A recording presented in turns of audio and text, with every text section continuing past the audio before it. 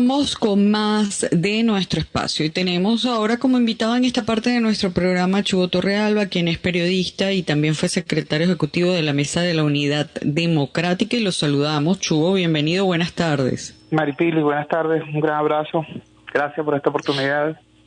Encantada de conversar contigo, Chugo. Bueno, quería que nos dieras, en primer lugar, quiero tu apreciación respecto a la renuncia que se produjo el jueves de la semana pasada de la presidenta de la Comisión de Primaria, de la vicepresidenta de la Comisión de Primaria, María Carolina Uzcategui.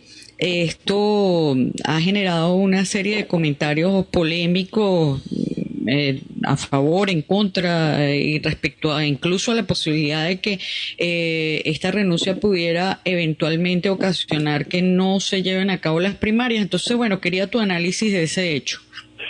Yo creo que yo empezaría por invitar a que se lea la carta de renuncia de María Carolina Uzcategui. María Carolina Uzcategui expresa en esa misiva un conjunto de argumentos, de razones, de fundamentación de su renuncia, que creo que son transparentes y difícilmente rebatibles. María Carolina Uzcategui dice que a estas alturas del partido no se tiene certeza de cuántos centros de votación podría contarse, que no se han verificado los que han sido postulados por las juntas regionales, y que tampoco hay la capacidad de verificarlos en tanto que se cumpla el cronograma que establece la realización de esos comicios internos el 22 de octubre. Entonces, quienes conocemos la dinámica interna de los partidos de oposición en materia de su lamentable performance electoral, quienes sabemos que los partidos se la pasan diciendo que van a cubrir tantos centros y atender tantas mesas, fundamentalmente para, en las reuniones de planificación, de logística, hacerse con los recursos destinados a esas mesas, pero luego desaparecen. ¿Aló? Sí, te escuchamos. Desaparecen los fulanos testigos o los coordinadores de centros postulados por esos partidos, quienes conocemos de esas historias, o sea, que siempre los partidos dicen que van a atender las mesas y luego terminan atendiéndolas los mismos vecinos de siempre, y quienes me están escuchando y han tenido esa dura experiencia saben que es así. Entienden que el planteamiento hecho por la doctora Uzcategui es absolutamente razonable. Creo que esos argumentos han debido ser rebatidos. Creo que se ha debido demostrar que sí se podía verificar esos centros de votación. Creo que sí se ha debido demostrar que tales centros existen y que están ubicados. Por cierto, más allá de la zona de confort convencional de la oposición, tienen que decirnos dónde están los centros de Catia, dónde están los centros del 23 de enero, dónde están los centros de San Agustín, dónde están los centros de Caricuao y de Macarao, y así los de las zonas populares del interior del país, porque si no, hay un argumento de María Carolina Uzcategui que para mí como luchador social es muy importante. Ella dice que no están dadas las condiciones hoy para garantizar el acceso de los venezolanos independientemente de su estrato social. Es una forma muy elegante de decir que tal como están concebidas hoy las primarias, los pobres no tendremos acceso, o será más difícil el acceso de los pobres, es decir, de la mayoría empobrecida de este país, a esos comicios. Y eso sería muy grave, no solamente por un tema de discriminación que ya es demasiado relevante, sino porque además el resultado de ese proceso sería un resultado débil desde el punto de vista social y desde el punto de vista político. Creo que sobre eso está alertando María Carolina Uzcategui, y es lamentable que las respuestas sean respuestas banales. Yo he visto a dirigentes políticos diciendo que hay un complot contra las primarias, que hay una conspiración contra las primarias. Yo creo que hay no un complot, hay una pública decisión del gobierno de afectar las primarias, y eso lo vio el país cuando decapitaron al Consejo Nacional Electoral para evitar el apoyo de la plataforma tecnológica y de los centros de votación en las escuelas y los liceos. Eso lo hizo el gobierno, pero debo recordar que eso mismo estaba siendo solicitado por diversos sectores de la oposición, concretamente del partido de la señora María Corina Machado, que decía que las primarias eran un evento privado, utilizaron esa palabra, un evento privado, y que no querían ni aceptaban la participación del Consejo Nacional Electoral. Entonces, allí hay, más allá del discurso, una coincidencia entre lo que Maduro necesita y lo que pide ese sector opositor. Están nuevamente demostrando pues cómo los extremos se tocan, y hoy estamos confrontando los resultados de esa coincidencia. Tenemos la perspectiva de una primaria empobrecida, de una primaria reducida, poco útil para quienes aspiramos a un cambio político en este país, poco útil para Venezuela. Ya, ahora, Chuo, quería saber, a mí me ha llamado mucho la atención, por ejemplo, la diferencia de reacción que hubo entre la renuncia de Rafael Larraíz Luca, que también era miembro de la Comisión de Primarias y se produjo, no sé, como un par de semanas antes que la de María Carolina, 2-3 semanas por ahí antes, y la de María Carolina Uzcategui. Siendo que son dos renuncias igual, pero bueno, la renuncia de Arraiz Luca pasó como quien dice por debajo de la mesa, pero a María Carolina le han dicho de todo menos bonita, ¿no? Entonces bueno, quería un poco tu análisis de por qué sucede esto, y lo otro también es que quería saber si efectivamente, a tu modo de ver, esta renuncia pudiera significar que no haya primaria, o al revés, si es que no están dadas las condiciones para que haya primarias y por eso se produce la renuncia de María Carolina. Yo creo que la diferencia en cuanto a las reacciones frente a la renuncia del historiador Rafael Arraiz Luca y la renuncia de María Carolina Uzcategui tiene que ver con tres cosas. En primer lugar, el momento, ¿no? La diferencia de un mes o algo más. A distancia, el profesor Rafael Arraiz previó que esta situación se iba a producir y salvó su responsabilidad, pero había un buen lapso entre una cosa y la otra. En segundo lugar, la condición de cada uno. El profesor Rafael Arraiz era suplente en la comisión. María Carolina es nada más y nada menos que vicepresidenta, o era nada más y nada menos que vicepresidenta de la comisión. Y en tercer lugar, una cosa que a mí me desagrada profundamente, que es el machismo encubierto, el machismo practicado no solamente por hombres, sino la cultura machista practicada también por algunas damas. Es mucho más fácil cebarse, ensañarse con María Carolina Uzcategui, que con el profesor Rafael Arraiz.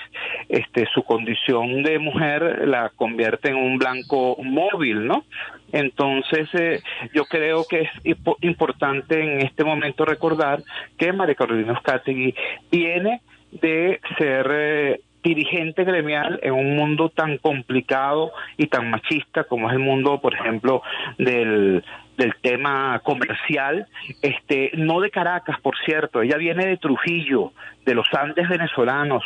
Desde allí ella viene trabajando y conquistando posiciones, no porque sea del partido tal o amiguita de fulano de tal, sino a punta de puro esfuerzo. Y cuando construye un nombre y cuando construye un legado, entonces vienen los partidos a decirle, por favor, permítenos utilizar tu nombre para darle respetabilidad y credibilidad a esta comisión. Y ella es tan generosa que lo acepta, y cuando ve que el camino por el cual están transitando conduce a una operación que pudiera ser tan decepcionante como la de aquel julio del año 2017, ella, bueno, hace una alerta. Y ojo, yo la entrevisté después de su renuncia y ella dice, yo sigo estando a favor de las primarias, de unas primarias que sean útiles al país, y para eso por lo menos hay que posponerlas para introducir los correctivos que son necesarios. Entonces, creo que digno de que reflexionemos todos pues acerca de cómo, por ejemplo, tenemos que calarnos hoy que un dirigente político que renunció después de haber ganado nada más y nada menos que la gobernación de uno de los estados más importantes del país, como el estado Zulia, diga que la doctora Uzcategui es una irresponsable por renunciar y formulando una alerta, como lo está haciendo responsablemente María Carolina Uzcategui. La otra cosa, Chu, es que quería saber, ¿tú piensas que va a haber primarias, que no va a haber? ¿Qué es lo que puede pasar, incluso si hubiera primarias y llegar a ganar un candidato que estuviera inhabilitado? ¿Qué puede suceder? ¿Qué nos puedes decir? Yo pienso que estamos en una situación muy compleja porque la oposición partidista hoy no tiene un centro de gravedad. Aquí pudiera ocurrir cualquier cosa, pudiera ocurrir que en efecto haya primaria, porque esta primaria, tal y como está planteada, es una primaria que en el fondo al gobierno le convendría. De hecho, se darían las condiciones que el gobierno estableció, una primaria sin centros de votación suficientes, sin la posibilidad de participación de las mayorías nacionales, una primaria circunscrita a la zona de confort de la oposición que siempre ha perdido. Entonces él confía que elijan al candidato que sea más fácil para él derrotarlo. Entonces podría ocurrir que haya primaria en estas condiciones de precarización, pudiera ocurrir que no las haya, simplemente con una maniobra administrativa o judicial, y pudiera ocurrir en efecto que se produzca el tránsito de las primarias y al final sea con un candidato inhabilitado o inhabiliten al candidato ganador. Todo eso pudiera ocurrir, y frente a cada una de esas posibilidades hay alternativas que se podrían desarrollar. Ahora, para desarrollar alternativas, para tener un menú de conductas victoriosas que desarrollar, necesitas tener una dirección política, y la oposición partidista hoy no la tiene. Tenemos una comisión de primarias que es eso, una comisión de primarias, es una comisión electoral, es eso, no más que eso. Entonces, tratar de recurrir como a voces de autoridad, en la voz de Jesús María Casal o cualquier otro de sus miembros, es sobreexigir a esa instancia. Una reunión de candidatos no es una dirección política. Los candidatos están diseñados para competir entre ellos, no para cooperar entre ellos. La plataforma unitaria tampoco lo es. La plataforma unitaria, en primer lugar, no es unitaria, y en segundo lugar es una plataforma intermitente que aparece y desaparece en forma muy extraña, ¿no? Y finalmente tenemos la fulana delegación de la oposición ante México, ante el diálogo de México, un diálogo que está en animación suspendida. Entonces de vez en cuando aparecen titulares que si fulano de tal está en Bruselas, que si fulano de tal está en París, representando no se sabe quién. ¿Me explico? Entonces tenemos no un centro de gravedad, tenemos distintas instancias con muy menguadas capacidades todas ellas, y un escenario así es incapaz de aprovechar la inmensa oportunidad que tenemos al frente. ¿Por qué hablo de una inmensa oportunidad? Porque en efecto un 80% del país por lo menos está deseando cambio político, y ese 80% del país, que es mucho más grande, el país que quiere cambio es mucho más grande que la oposición y muchísimo más grande que la oposición partidista, pero coincide en lo fundamental en eso, en la necesidad de un cambio político en paz, de un cambio político democrático, constitucional, un cambio para avanzar, no para enguerrillarnos más, sino al contrario, para avanzar en la construcción de prosperidad sostenible, y eso implica paz. Esa oportunidad la tenemos hoy los venezolanos, y lamentablemente puede ser desaprovechada tanto por la ineptitud del gobierno como por la mezquindad de las direcciones políticas de oposición. La otra cosa, hecho, hemos visto, vemos las declaraciones que dan los diferentes candidatos y candidatas a estas elecciones primarias, y hemos visto, por ejemplo, en el caso de la señora María Corina Machado, que ella lo ha dicho claramente, lo ha dicho de su propia voz, no es una interpretación. Ella considera que en estas elecciones primarias no solo se va a elegir a un candidato o candidata para las presidenciales del 24, sino que también, y lo más importante, según sus palabras, es elegir a un líder de la oposición. Inclusive ella ha planteado que en el caso de que ella resultara electa, ha llegado a decir que cambiaría a los negociadores, a la representación de personas que han ido a las negociaciones de México, y hay una serie de cosas que quedan claras que por lo menos para su óptica, esta elección primaria trasciende de la posibilidad de escoger un candidato o candidata para las elecciones presidenciales de 2024, sino que tendría otras implicaciones. ¿Cómo tú ves eso? Yo usaría un adjetivo distinto. Yo no creo que desde la perspectiva de la señora Machado las primarias trasciendan su objetivo, sino que por el contrario descienden de su objetivo original. ¿Por qué digo esto? Porque lo más importante sería precisamente construir una alternativa electoral lo suficientemente vigorosa y lo suficientemente magnética, no solamente para derrotar a Maduro en 2024, sino también para construir una alianza política y social lo suficientemente robusta como para garantizar la gobernabilidad. Eso es mucho más importante que la necedad, ¿no?, de disputarse la jefatura de un sector político tan endeble, tan empobrecido, tan precarizado como es el de la oposición política partidista. Sin embargo, yo estoy de acuerdo con lo que planteas, con lo que sugieres. Ese parece ser el objetivo real de algunos de los participantes en esta primaria, y quizás a eso alude María Carolina Uzcategui cuando dice que este proceso así diseñado responde a proyectos políticos personales y grupales y no al interés del país, porque si yo quiero hacer unas primarias para que de ellas salga el candidato o la candidata del país nacional, necesito que haya mesas, mira, hasta en San Juan de Manapiare, ¿no?, hasta en los más lejanos y recónditos lugares de la geografía nacional, para que ese país, para que la Venezuela profunda, para que la Venezuela que habita en los espacios de la pobreza urbana y la pobreza rural, digan, bueno, ahí está mi candidato o ahí está mi candidata.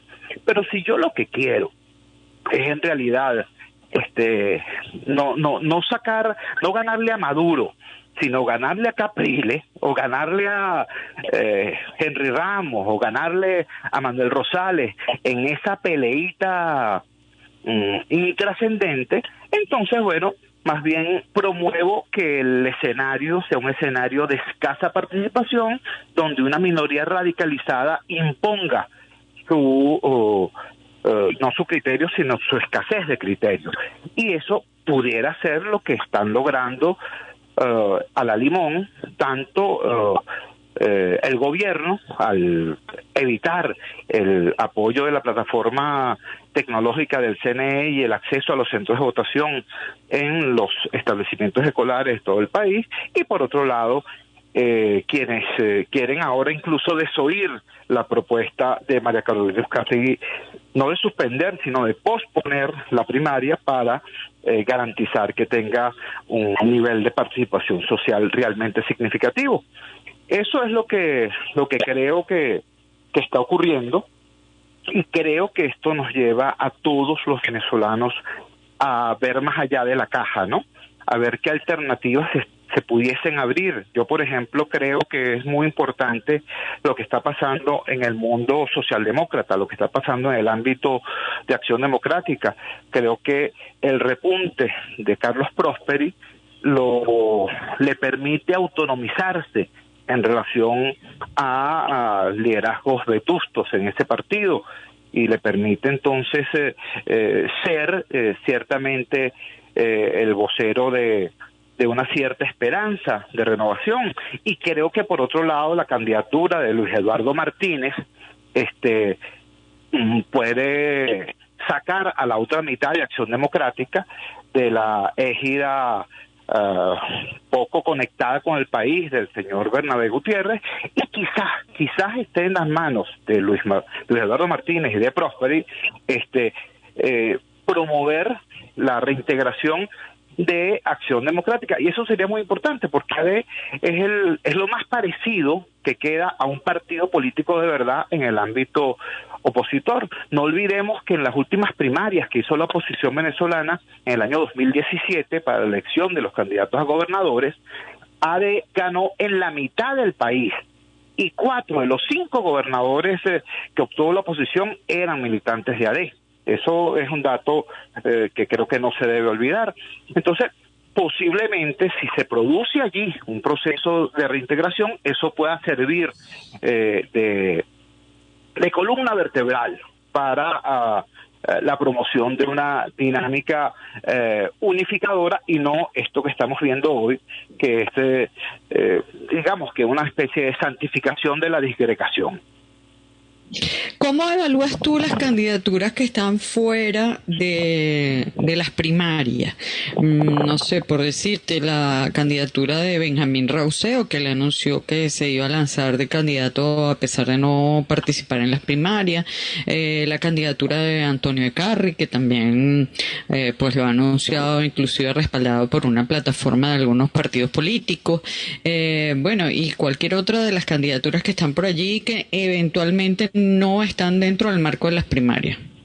Yo creo que en ausencia de una dirección política legítima de todo el conjunto opositor, toda otra alternativa, sea la de Luis Eduardo Martínez, sea la del profesor Antonio Ecarri, sea la del señor Benjamín Rauseo, tienen que ser analizadas con normalidad y desde el respeto. Ahora, yo creo que todas también tienen que asumir su provisionalidad, ¿no?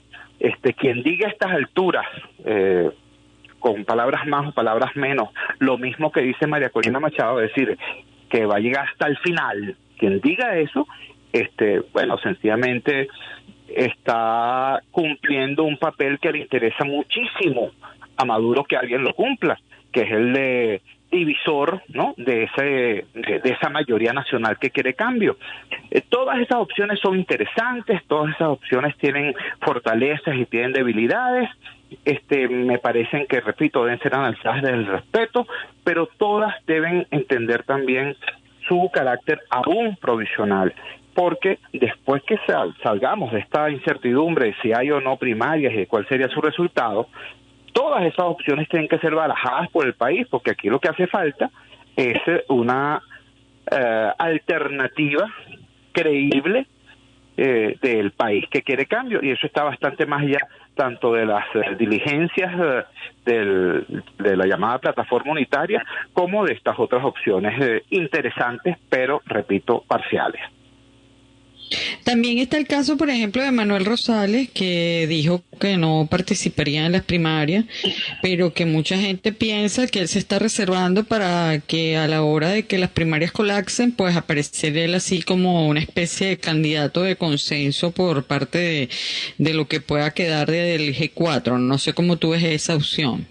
Yo creo que esa es una posibilidad, digamos que ese es el tipo de jugada más usual en la política convencional venezolana, pero también pudiera estar ocurriendo otra cosa, pues el señor Rosales pudiera estar entendiendo que quizás como candidato su performance pudiera ser insuficiente, pero que jugando inteligentemente hoy se puede transformar en el gran elector y además en un referente importante para reconstruir la dirección política de la oposición, una dirección política que tendría que ser plural. A mí a veces me da risa lo primitivo de la gente que quiere transformarse en el jefe o la jefe de la oposición. Eso son términos tribales, ¿no?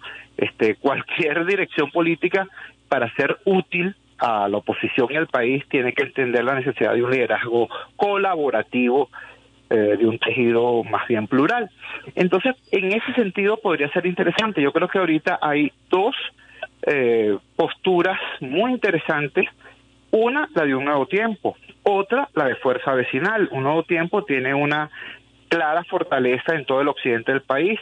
Fuerza Vecinal le ganó al G4 en áreas tan importantes como buena parte de la Caracas metropolitana y el estado Miranda.